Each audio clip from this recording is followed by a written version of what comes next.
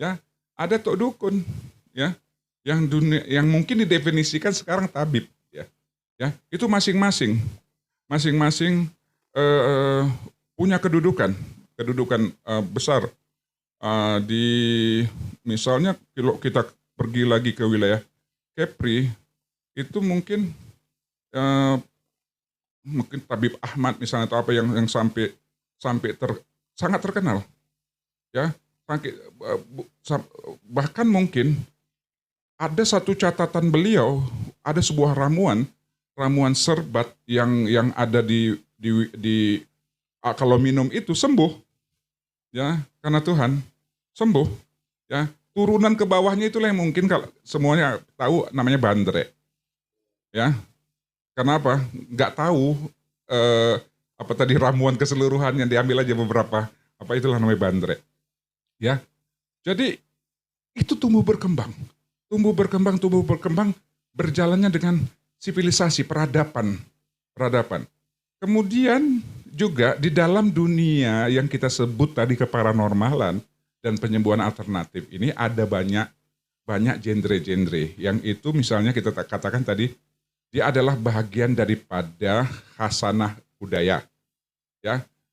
Digaguh-gugat jangan dong.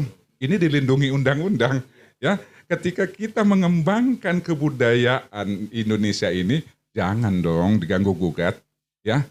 Ya, kita adalah anak bangsa yang punya kewajiban membesarkan kebudayaan ini, ya. Ini kebudayaan, ya. Jangan kemudian, ya saya juga tidak setuju kemudian ketika ada orang yang mengatakan misalnya berinovasi di luar ke dunia kebudayaan, ya. Ini kebudayaan, ya.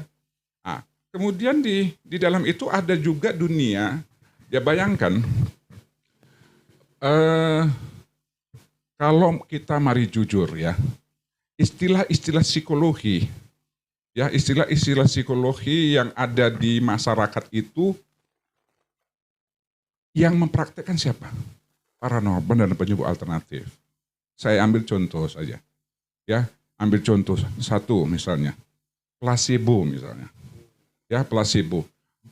Dan ini tanpa disadari masyarakat, mohon maaf, di dunia kedokteran saja itu dipraktekkan. Hanya saja namanya jadi keren, placebo. Placebo itu, ambil contoh, berapa banyak orang sembuh hanya dikasih vitamin saja. Ya, hanya dikasih vitamin saja, itu placebo namanya. Dikasih vitamin saja, dia sembuh. Ya, dunia keparanormalan adalah orang-orang yang mempraktekkan dunia ke psikologi ala Nusantara ini. Ya tentu bahasanya tidak digunakan dengan bahasa-bahasa ilmiah seperti itu. Ya karena ada kekuatan hasanah lokal. Ya bagaimana dunia keparanormal dan penyembuhan alternatif itu mempraktekkan langsung dunia namanya self efficacy. Ya jadi bagaimana kita membangun efikasi diri. Orang datang, kita memunculkan dunia keyakinan. Ya, yakin akan berapa banyak orang yang gamang datang. Ya, ya mungkin kalau ada orang yang berkritik, coba please datang, saksikan. Berapa banyak orang-orang yang sudah hilang pengharapan. Berapa banyak orang-orang yang akan bunuh diri.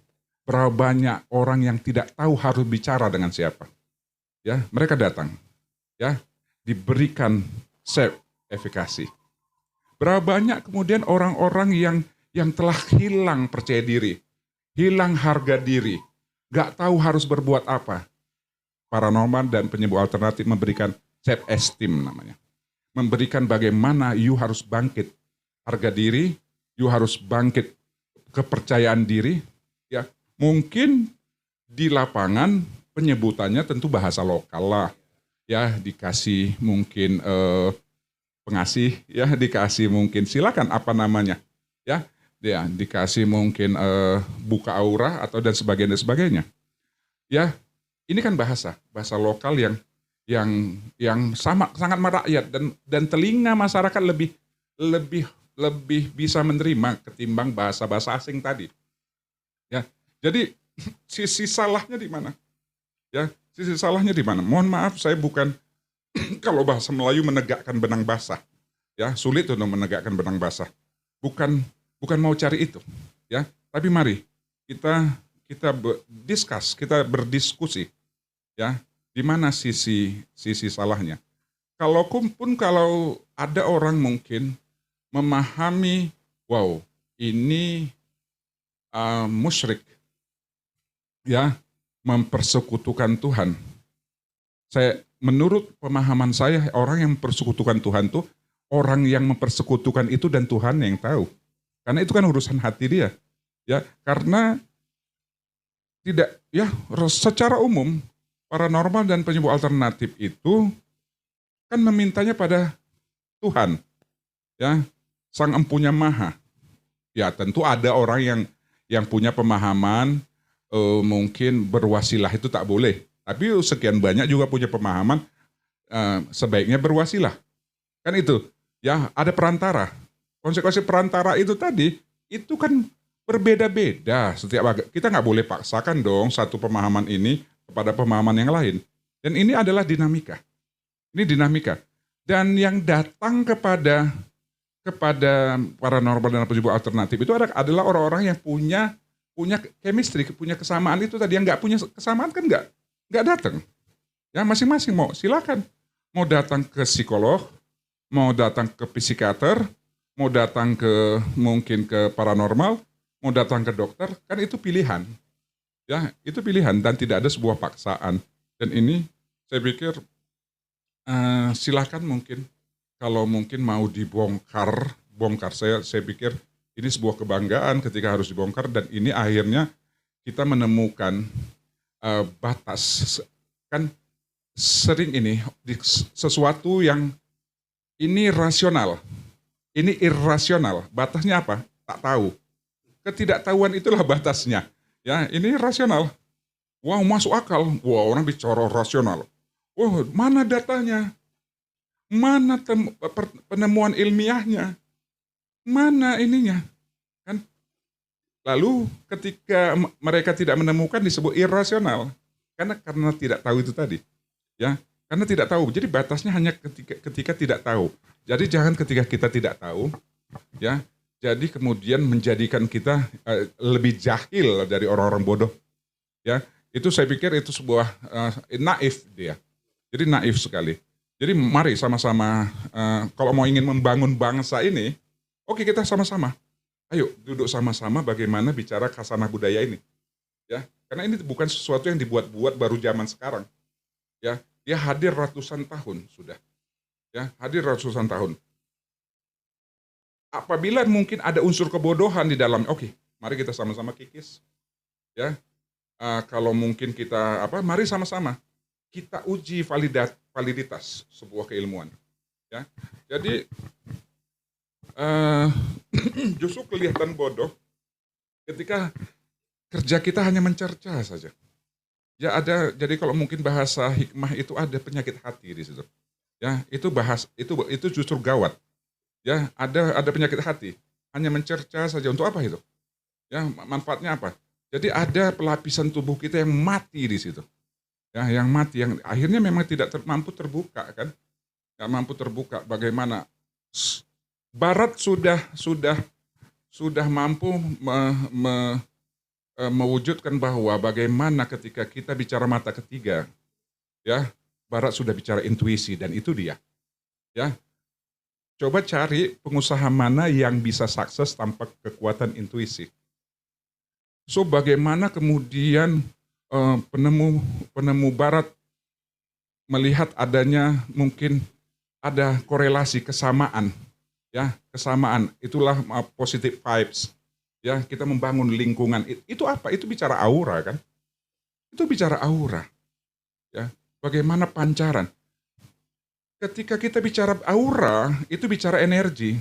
Segala sesuatu, aura memandang, ya, dalam kajian aura, segala sesuatu itu punya energi. Kalau bahasa agamanya itu mungkin segala sesuatu itu bertasbih. Ya, ini kan masa kita menggunakan perbedaan-perbedaan bahasa saja.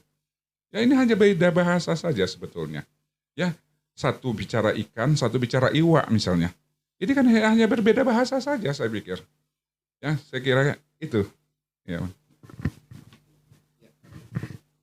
Oke, luar biasa penjelasan dari Suhu Om Tato ya. Mbak Semar mau menambahkan? Ya. Baik, saya hanya mendukung karena saya sangat sepakat yang disampaikan Om Tato. Sebetulnya ada perbedaan bahasa dan itu kan lahir dari kultur yang berbeda sebetulnya. Kita bahasa lahir dari komunitas dari Nusantara, kemudian kita karena ada perguliran zaman kita banyak menyatakan bahwa bahasa-bahasa yang datang dari luar itu adalah bahasa akademisi. Kesepakatan itu seakan-akan menyudutkan bahasa yang kita gunakan. Tapi kalau kita gali mengenai konsep awal, filosofi awal, maka kita lihat sebetulnya banyak kesamaan dan hanya perbedaan diksi tadi. Bagi kita yang hendak mencari titik temu, itu ada sebuah jalan untuk kita membuka pikiran. Bahwa sebetulnya supranatural ini adalah salah satu ciri dari Nusantara. Kita lahir dengan kultur seperti ini, tentu saja ada sebab. Orang Barat lahir dengan kultur mereka, semua ada sebab. Dan mereka hidup, kita hidup membangun peradaban dengan kebudayaan yang kita bangun. Begitu juga dengan orang luar melakukan pembangunan peradaban itu. Ketika kita berusaha adu dua hal itu hanya karena perbedaan kata, sampai lebaran monyet mungkin kita nggak akan ketemu karena kita hanya berpatok pada lahiriah, tetapi kita tidak berusaha bicara terhadap filosofi awal dan konsep-konsep yang dibangun oleh itu. Oleh karena itu, mengenai adanya oknum, kita sepakat Bapak Ibu bahwa oknum itu di semua profesi ada. Semua bukan hanya di supranatural yang memang ruang lingkupnya seperti nampak abstrak, yang nampak real aja bisa ada oknumnya. Baik itu dia namanya seperti memang memalsukan kemampuannya atau dia melakukan kemampuannya tidak sesuai prosedur. Begitu juga dengan profesi supranatural, kita tidak menutup diri bahwa ada oknum-oknum tersebut. Tetapi inilah salah satu tujuan FKPPAI, saya yakin dibentuk. Sebagai salah satu wadah untuk make sure bagaimana kita bisa menjamin keilmuan praktisi tersebut, kapabilitasnya, profesionalismenya, sehingga ini lebih, yang saya sampaikan kemarin, lebih menenangkan Bapak Ibu. Menenangkan bagi yang membutuhkan jasanya, juga menenangkan bagi yang melakukannya. Jadi oleh karena itu masalah perbedaan ini saya lihat banyak digunakan oleh oknum juga. Perbedaan diksi ini digunakan oleh oknum juga untuk berusaha menyudutkan kultur atau budaya yang kita punya. Untuk dia dapat membangun atau menyuntikkan budaya yang dianggapnya benar. Dan itu saya pikir tidak boleh. Budaya ini lahir adalah lahir dari keluhuran nenek moyang kita yang lahir untuk menyikapi semua perubahan zaman. Kultur inilah hidup di diri kita. Kalau kita disudutkan karena hendak menyuntikkan sebuah kebudayaan baru dengan menyudutkan bahwa budaya yang ada itu adalah budaya yang salah, itu adalah suatu bentuk saya pikir kearogansian. Oleh karena itu jadi saya di sini hanya mendukung karena saya sangat sepakat pemahaman yang disampaikan oleh Om Tato tadi, Pak Andi. Terima kasih. Iya, terima kasih Mbak Semar. Walaupun cuma sekedar menambahkan, tapi luar biasa lengkap banget ya. Pak Ketum mungkin ada yang ditambahkan sedikit statement closing mungkin buat saudara-saudara kita yang mengikuti channel kita FKPPAI TV. Iya, insya Allah nanti kita lanjut dengan workshop yang akan menghadirkan rekan-rekan anggota FKPPAI baik pun pengurus DPP, pengurus DPD, pengurus DPC. Insya Allah nanti di waktu dan kesempatan yang baik, Mbak Semar bisa memberikan masukan, kemudian Suhu Om Tato juga memberikan masukan yang akan meningkatkan kualitas pemahaman supranatural kita menjadi lebih baik lagi. Itu saja. Terima kasih Pak Andi. Iya, terima kasih Ketum FKPPAI Ki Saung Rasa. Saudaraku, dimanapun Anda berada yang mengikuti channel kami FKPPAI TV malam hari ini, sudah mengikuti bincang-bincang saya Andi Prabu bersama narasumber yang luar biasa pada malam hari ini, dilengkapi dengan keilmuan yang menyentuh nilai-nilai akademisi ya. Oh iya, silakan. Ada yang lupa mau saya sampaikan. Jika di Medan boleh mampir ke tempat Om Tato karena beliau ada yang namanya Rumah Aura yang kebetulan juga dikelola oleh Datu Amri tadi yang sudah saya kenalkan ya. Ya Suhu ya. Nanti itu bisa dicek di Google Map ada ya Rumah Aura ya. Google Map Rumah Aura Medan. Ada. Rumah Aura Official Instagram. Kalau lagi ada di Medan. Juga bagi masyarakat Medan ini termasuk menjadi informasi yang menarik apabila ingin buka aura dan lain sebagainya tentang aura. Ya, itu nanti bisa ke tempatnya Suhu Om Tato. Dan saya mengucapkan terima kasih Pak Andi buat Mbak Semar yang tak henti-hentinya dari dulu sampai sekarang tetap mendukung FKPPAI tanpa kenal lelah, dan bahkan dari kesempatan beliau lah kami DPP, beliau juga pengurus DPP, kemudian memperkuat fondasi legalitas hukum FKPPAI. Terima kasih Mbak Semar, terima kasih Suhu Om Tato yang juga selalu memberikan inspirasi kepada kita semua, walaupun domisili di Medan, tapi FKPPAI seluruh Indonesia itu mengakui nama Suhu Om Tato adalah sudah harum. Terima kasih Suhu. Ya, silakan Pak Andi. Ya, terima kasih Pak Ketum. Jadi saudaraku, ada beberapa poin yang saya ambil dari bincang-bincang kami malam hari ini. Yang pertama, bahwa para pelaku spiritual, pengobat alternatif dan juga supernatural yang tergabung di dalam FKPPAI itu yang pertama sekali mempunyai keilmuan yang mumpuni. Yang kedua, sosok atau figur yang kita ikuti paparan dari beliau bertiga pada malam hari ini tidak menunjukkan apa istilah umumnya arogansi ya. Jadi salah satu merasa lebih dari yang lain. Bahwa orang lain lebih tinggi daripada saya keilmuannya. Nah itu adalah sosok yang tawadu yang kita dapatkan pada malam hari ini. Jadi tidak dapat gambaran bahwa tokoh-tokoh spiritual yang hadir pada malam hari ini sosok-sosok yang merasa lebih sakti ya. Itu yang saya bilang figur yang tergabung di dalam FKPPAI. Yang ketiga, semua pelaku spiritual dan supranatural di dalam tubuh organisasi FKPPAI itu saling membutuhkan antara satu dengan yang lain, saling menggali dan saling berbagi. Nah, dengan demikian bahwa keilmuan itu akan semakin menjadi mumpuni. Kalau tidak saling berbagi, saling menggali atas potensi yang memang rata-rata mempunyai background yang berbeda, tetapi bersatu. Kalau malam hari ini saya bilang di meja ini ya, itu akan menjadi sebuah keilmuan yang luar biasa.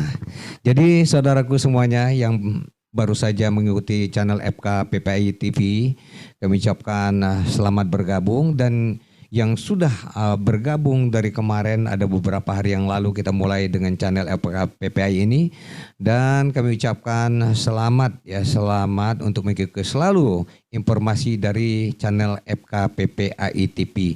Dan untuk seluruh keluarga besar FKPPAI mohon bantuannya untuk share informasi ini seluas-luasnya, karena dengan kita berbagi seluas mungkin channel kita, insya Allah semakin banyak orang-orang yang bisa terbantu. Dan edukasinya untuk masyarakat umum, jangan takut untuk datang mencari para praktisi di FKPPAI, karena slogan kami datang sakit pulang sehat dan cerdas. Karena di samping mengobati, kami juga akan melakukan edukasi supaya masyarakat bisa memilah dan memilih di mana tempat yang tepat untuk datang berkonsultasi atau berobat. Terima kasih Anda sudah mengikuti saya, Andi Prabu. Mohon maaf atas segala kekurangan, dan saya ucapkan terima kasih kepada Mbah Semar, pada Suhu Om Tato, pada Ketum Kisawang Rasa. Kita jumpa lagi dalam bincang-bincang FKPPAI TV. Insya Allah kita selalu memberikan pencerahan-pencerahan kepada masyarakat. Dan sampai di sini kami amit mundur. Salam sehat, FKPPAI bangkit, bangkit, bangkit, terpercaya. Assalamualaikum warahmatullahi wabarakatuh.